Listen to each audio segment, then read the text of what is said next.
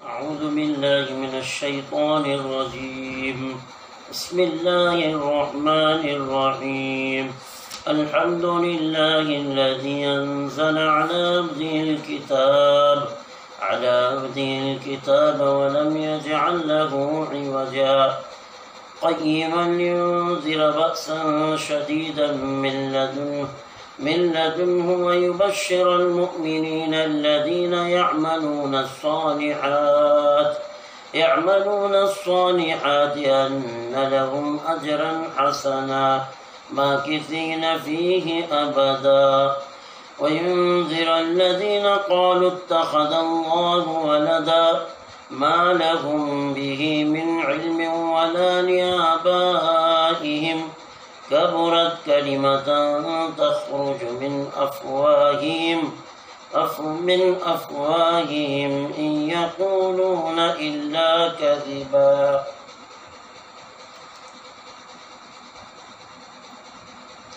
سورہ کہف یہ مکی ہے اور اس میں 111 آیات ہیں.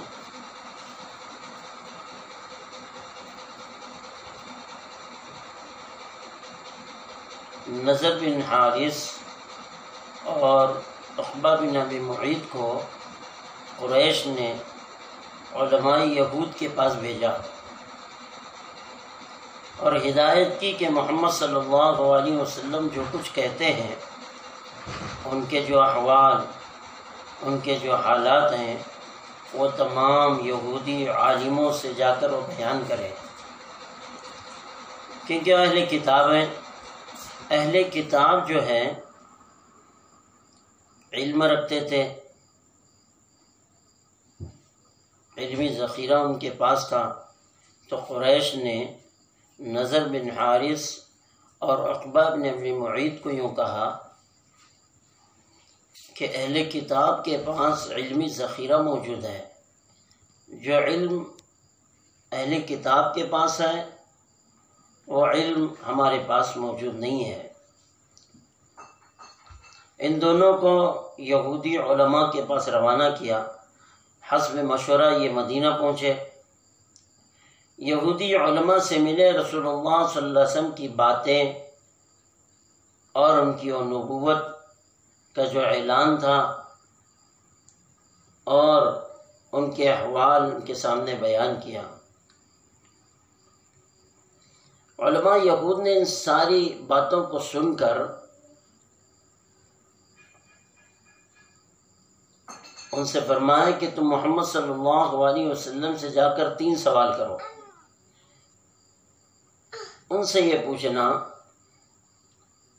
چند نوجوان وہ کون تھے جو پچھلے زمانے میں گزر گئے، ان کے واقعات دنیا سے بالکل انوکھے ہیں اور ان کے واقعات کو آج لوگ جانتے نہیں ہیں، آپ بتائیں وہ کیا قصہ ہے. دوسرا وہ کون آدمی تھا جو زمین کے سارے مشرق و مغرب میں گھوما تھا، اس کے واقعات اور اس کے حالات کیا ہیں. تیسرا سوال ان سے یہ پوچھنا کہ روح کی کیا حقیقت ہے. یہ دونوں نمائندے مدینے سے مکہ واپس آ گئے اور قریش سے کہا کہ ہم ایک فیصلہ کن امر لے کر آئے ہیں جو تمہارے اور محمد صلی اللہ علیہ وسلم کے درمیان قطعی فیصلہ کر دے گا. اس کے بعد رسول اللہ صلی اللہ علیہ وسلم تشریف لائے تو ان لوگوں نے آپ سے مذکورہ تینوں باتیں آپ صلی اللہ علیہ وسلم کے سامنے رکھی، سوال کیا. حضور صلی اللہ علیہ وسلم نے فرمایا تمہارے سوالوں کا جواب میں کل دوں گا، کل بتاؤں گا. کل بتانے کا وعدہ کیا، لیکن آپ صلی اللہ علیہ وسلم نے انشاءاللہ نہیں کہا. آپ صلی اللہ علیہ وسلم پر وحی بھی نہیں آئی اور آپ صلی اللہ علیہ وسلم کے پاس جھگڑے اسلام بھی 15 دن تک تشریف نہیں لائے. آپ صلی اللہ علیہ وسلم کو بہت پریشانی ہوئی، آپ صلی اللہ علیہ وسلم بہت زیادہ پریشان ہوئے. اہل مکہ نے اس تاخیر کو دیکھ کر بری خبر اڑانا شروع کر دیے، طعن و تشنیع شروع کر دی. آخر اللہ کی طرف سے 15 دن گزرنے کے بعد حضرت جبرائیل علیہ السلام سورہ کہف لے کر نازل ہوئے۔ اس سورت میں وہ تینوں سوالات کے جوابات موجود ہیں۔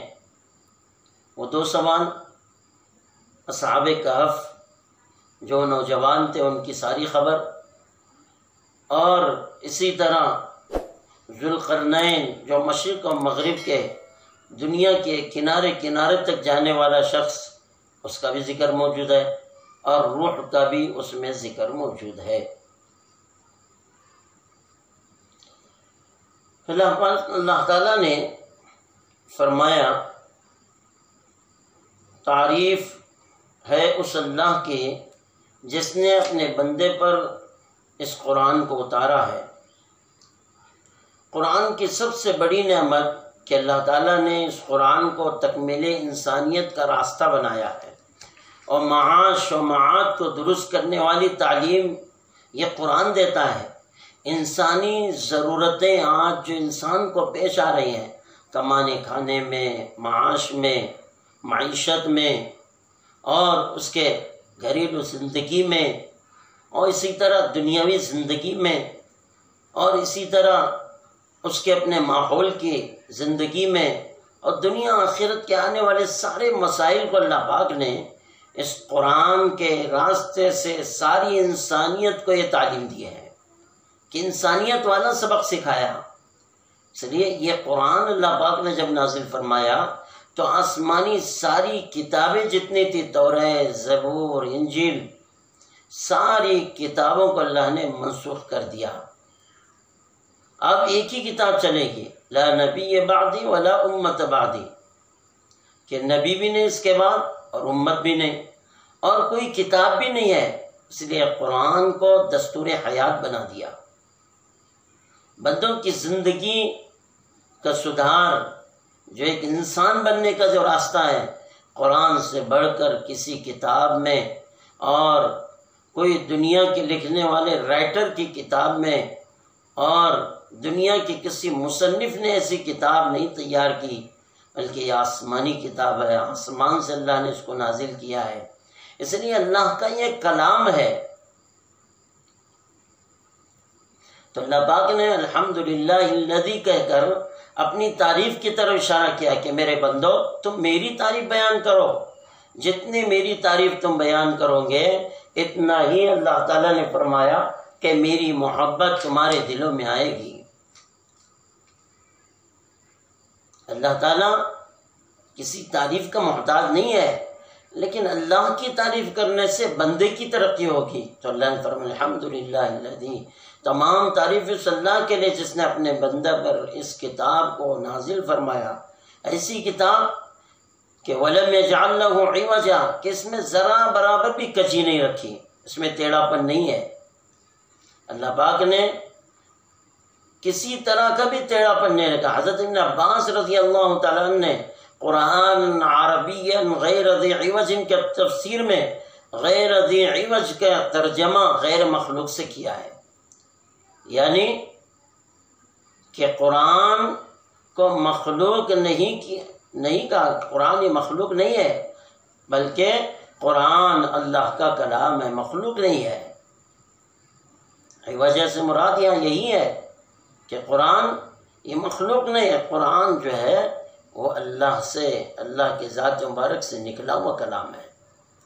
قیماً، کہ اس میں نہ افراط ہے نہ تفریط ہے۔ ابن عباس رضی اللہ تعالیٰ عنہ نے جو تفسیر کی ہے قیماً کی، نہ افراط ہے یعنی نہ شدت، اور نہ تفریط اور نہ نرمی، یعنی اس کے احکامات میں نہ زیادہ شدت ہے اور نہ زیادہ نرمی ہے۔ لِيُنذِرَ بَأْسًا شَدِيدًا مِّن لَّدُنْهُ وَيُبَشِّرَ الْمُؤْمِنِينَ الَّذِينَ يَعْمَلُونَ الصَّالِحَاتِ أَنَّ لَهُمْ أَجْرًا حَسَنًا مَاكِثِينَ فِيهِ أَبَدًا، تاکہ اس قرآن کے ذریعے سے اللہ کی طرف سے آنے والے سخت عذاب سے ڈرائے جو دوزخ کے اندر ہوگا، اور جو مومن نیک کام کرتے ہیں ان کو اچھے ثواب کی بشارت دے جس میں وہ ہمیشہ ہمیشہ رہیں گے، اچھے ثواب سے مراد جنت، اللہ کی خوشنودی ہے، تاکہ ڈرائیں کس سے؟ اللہ تعالیٰ کی طرف سے آنے والے سخت عذاب سے ڈرائیں، اللہ تعالیٰ کی طرف سے آنے والے سخت عذاب سے ڈرائیں۔ یہ قرآن ڈرانے کے لیے آیا کہ جب نافرمانی ہوگی، احکامات کو توڑیں گے، رمضان مبارک جیسا مہینہ پا کر عبادت کے بجائے دوسری چیزوں میں وقت گزاریں گے، روزہ رکھ کر اللہ کو راضی کریں گے، تقوی اختیار کریں گے، تو اللہ تعالیٰ کامیابی دے گا، اجر عطا کرے گا، اپنی رضا دے گا۔ اور اس کے مقابلے میں گناہ کرے، نافرمانی کرے، اللہ کے احکامات کو کھلے عام توڑے کہ روزہ نہ رکھ کر کھاتے ہوئے گھومے، روزے کی اہمیت کو چھوڑ دے، تراویح نہ پڑھے، قرآن کے سننے کا مزاج نہ ہو، قرآن کے پڑھنے کا مزاج نہ ہو، تو یہ اس کے لیے عذاب بنے گا۔ رمضان یہ رحمت کا مہینہ ہے، برکت کا مہینہ ہے، کہ مومن کے لیے برکت اور رحمت کا مہینہ بتایا گیا، کہ مسلمان کے لیے خوب برکتیں، رحمتیں، مغفرت اس مہینے میں خوب اللہ کی طرف سے ہوتی ہے، رحمت نازل ہوتی ہے، اللہ کی طرف سے مغفرت کی جاتی ہے۔